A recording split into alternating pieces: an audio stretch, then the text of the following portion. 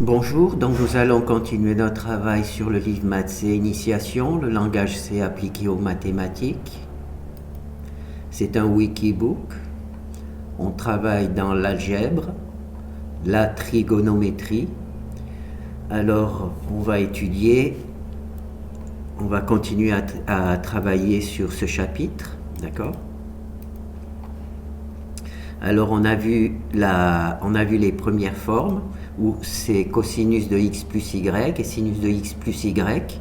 Maintenant, on va voir cosinus de x moins y. Donc, on va remettre à 0. Voilà. Donc, on va récupérer le fichier h. Voilà.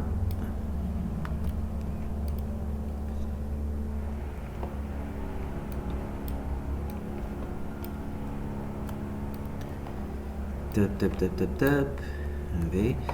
Alors il s'appelle FVH.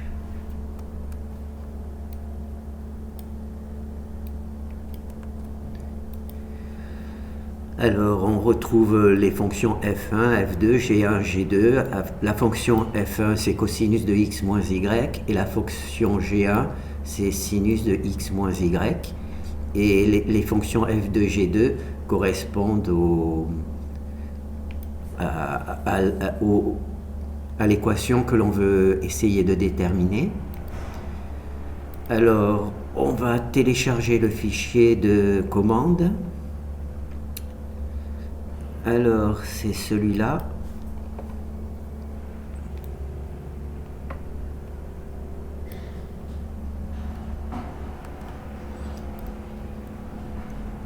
Voilà. Donc, on va aller tester l'exemple.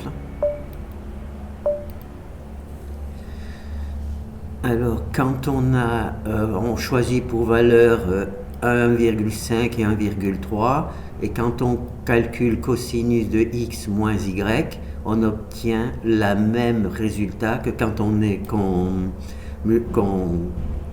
calcule cette équation, d'accord?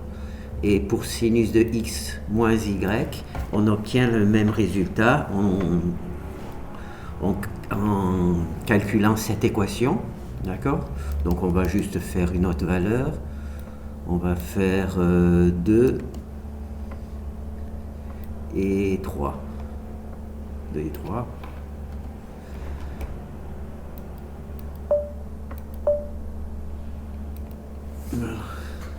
D'accord?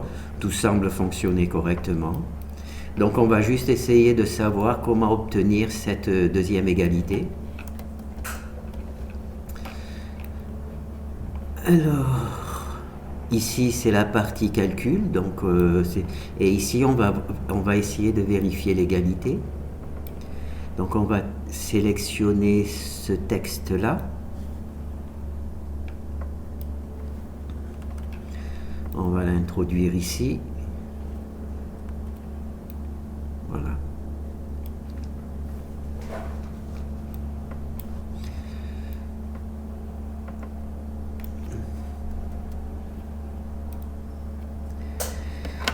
Alors,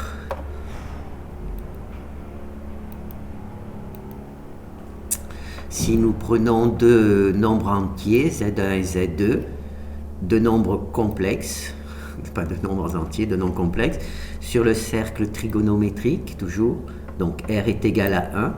Donc cela va nous faire, pour la forme exponentielle, Z1, il va avoir cette forme-là, et Z2 va avoir cette forme-là, d'accord? Si nous ne travaillions pas sur le cercle trigonométrique, nous aurions pour la forme exponentielle cette forme-là qui naturellement rendrait les problèmes un peu plus difficiles, d'accord? C'est pour ça que l'on simplifie. Et ici, la forme trigonométrique de Z1, c'est celle-ci, d'accord? Et de Z2, c'est celle-ci. Et naturellement, si nous ne travaillions pas sur le cercle trigonométrique, nous aurions eu une forme un petit peu différente avec R ici, et R ici. D'accord? C'est la raison pour laquelle on travaille sur le cercle trigonométrique pour simplifier le travail. Alors, on a décidé que pour Z1, nous avons exponentielle de IX, d'accord? Et pour Z2, nous avons exponentielle de moins IY, d'accord? Alors, quand on écrit la fonction cosinus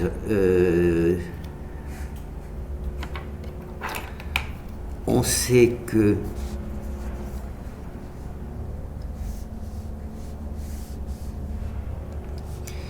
cosinus de moins x, c'est égal à cosinus de x.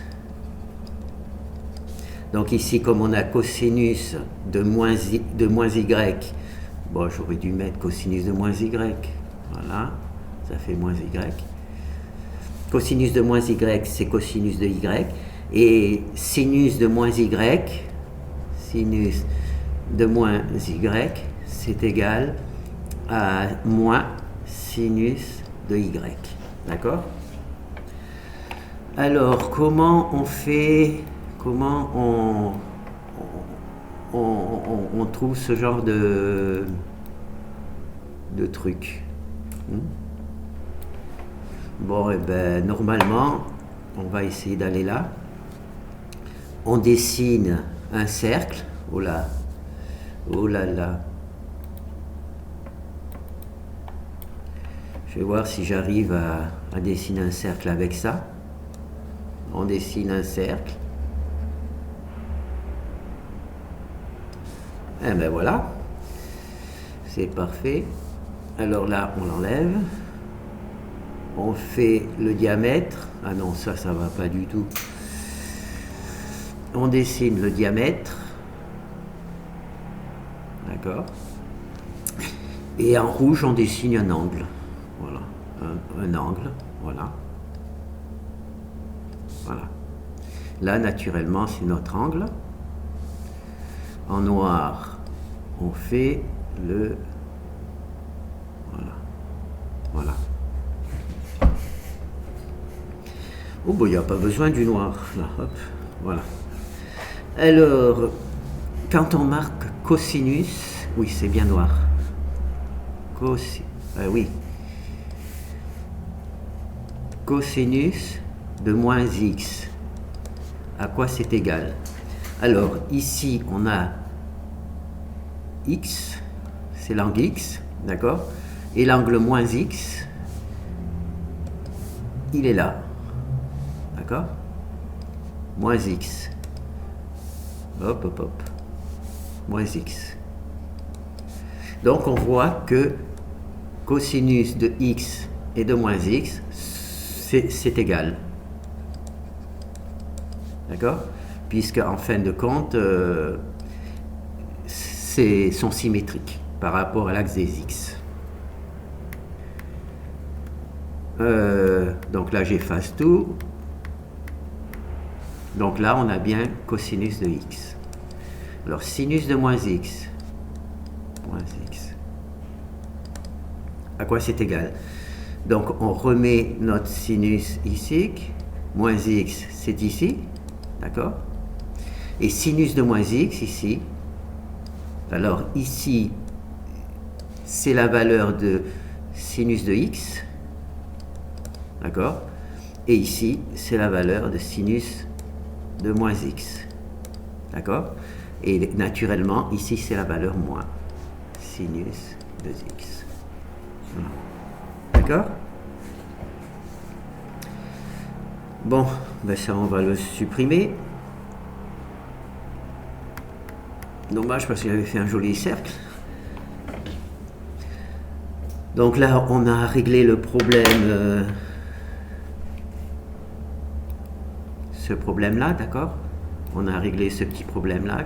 C'est pour ça qu'on va travailler avec cette version plutôt que cette version où il y a des x, des moins à l'intérieur des fonctions trigonométriques. Alors, une fois qu'on a créé nos deux nombres, ben, on va tout simplement les multiplier. Ici, on va multiplier les formes exponentielles et on va obtenir ce résultat, c'est-à-dire x moins y. Et cette forme exponentielle, écrite sous forme trigonométrique, ça s'écrit de cette manière. D'accord ? De l'autre côté, nous avons ici une autre forme trigonométrique de Z1, la forme trigonométrique de Z2, et ici on va multiplier Z1 et Z2, et la forme trigonométrique, la multiplication, elle est ici. Donc on ne passe pas de là à là, d'accord, c'est pas ce sens-là, mais on passe de là, de la forme exponentielle, à la forme trigonométrique ici, d'accord. On a x moins y ici. Donc ce que l'on va faire, c'est que l'on va développer cette truc pour essayer d'obtenir ce qu'il y a, notre équation que l'on souhaite obtenir. Donc on va récupérer le truc là.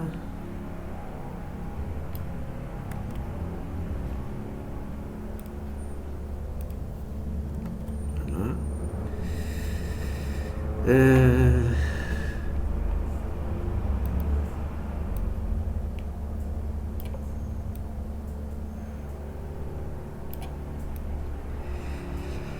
Voilà. Maintenant, on a besoin de ça.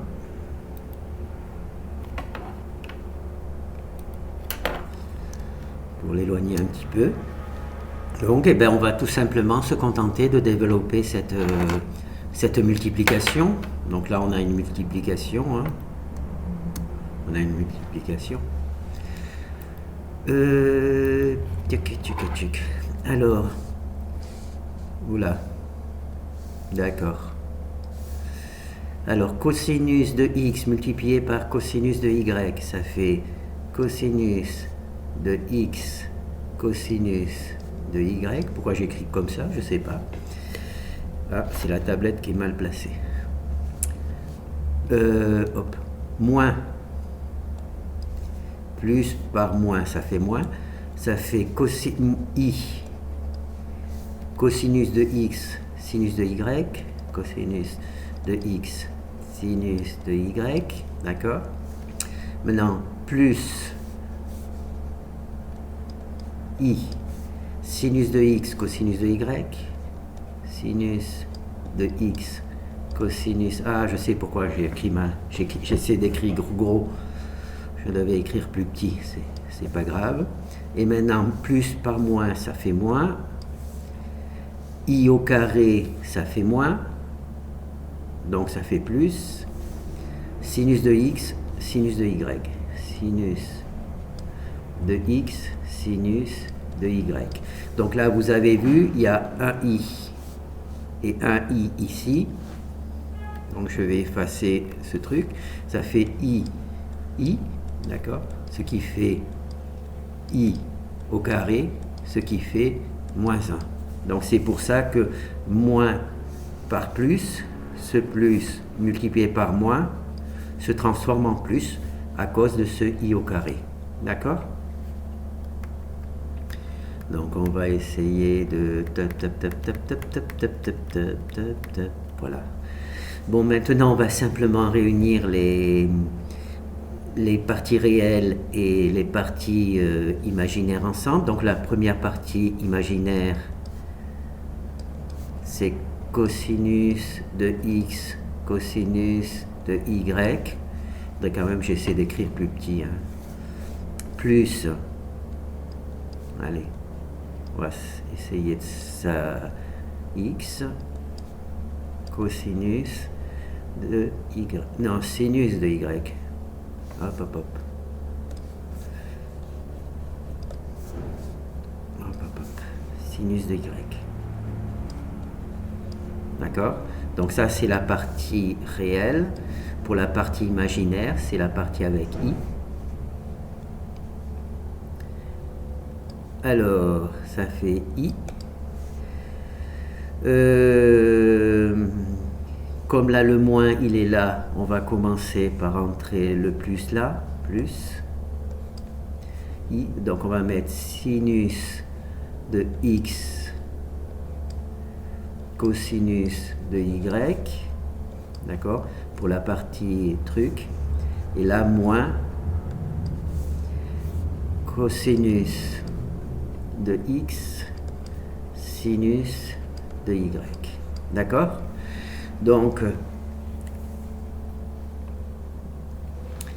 on a donc multiplié, on a donc effectué cette multiplication et on a obtenu cette valeur. On a séparé les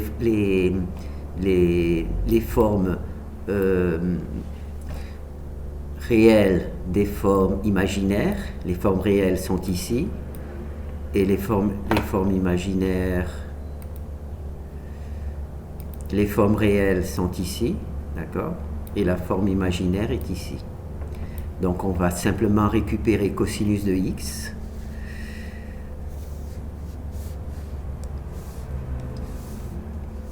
On va donc récupérer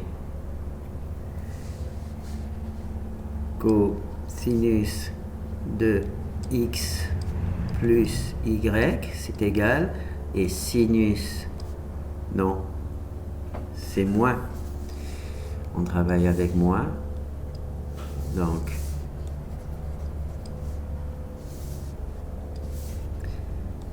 de x moins y et x moins y. Alors cette première partie-là, ça correspond à cette partie-là. Donc on la recopie.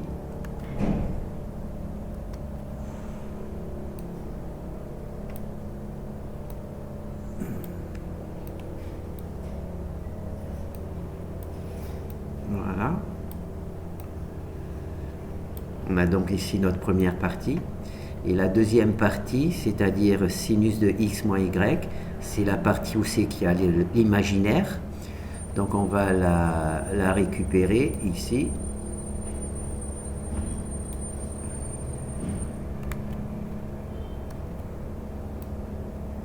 Et voilà. Ensuite, on va vérifier si on obtient le même résultat.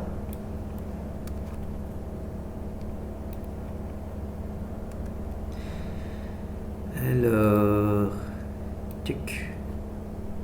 c'est ici que tu dois le venir. Alors, on a ici cosinus de x, cette valeur-là. Est-ce qu'elle est bien? Cosinus de x, c'est bon. Cosinus de y, c'est bon. Plus sinus de x, sinus de y, c'est bon.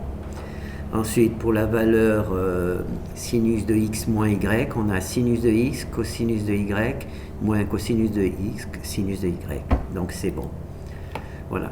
Donc on est parti de notre forme exponentielle, de deux valeurs, de deux nombres sous forme exponentielle. On a fait la multiplication de ces deux nombres sous forme exponentielle. On a obtenu ce résultat, x moins y, parce qu'on a choisi de mettre un signe moins pour z2.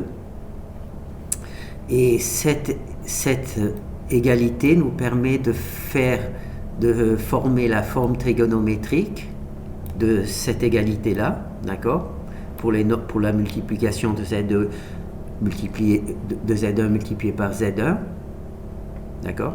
On a donc obtenu cosinus de x moins y et sinus moins y, d'accord. Donc là, on a notre parcours. De notre côté, on a installé la forme trigonométrique, d'accord, des nombres Z1 et Z2. Ici, on a modifié un petit peu les valeurs parce qu'on avait cosinus de moins y et sinus de moins y. On les a donc transformés pour faire disparaître le moins qui était dans les fonctions trigonométriques. Ensuite, on a créé la multiplication exactement comme on l'a écrit pour la forme exponentielle on l'a créé pour la forme trigonométrique.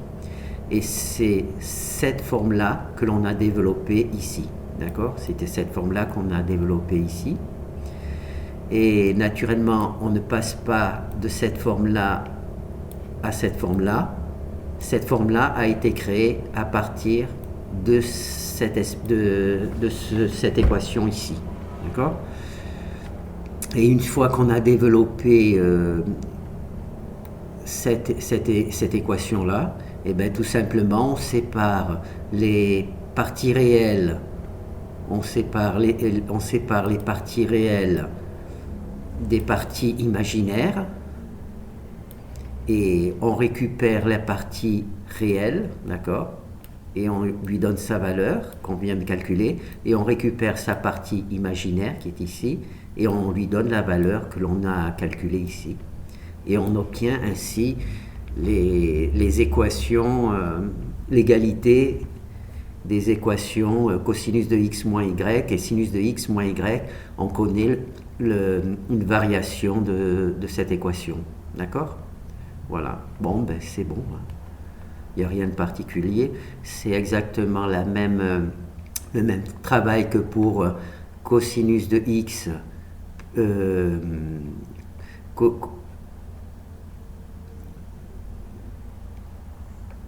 Cosinus de x plus y et sinus de x moins y. La différence, c'est qu'on a introduit un signe moins ici pour pouvoir calculer, comment ça s'appelle, cosinus de x moins y, sinus de x moins y. D'accord?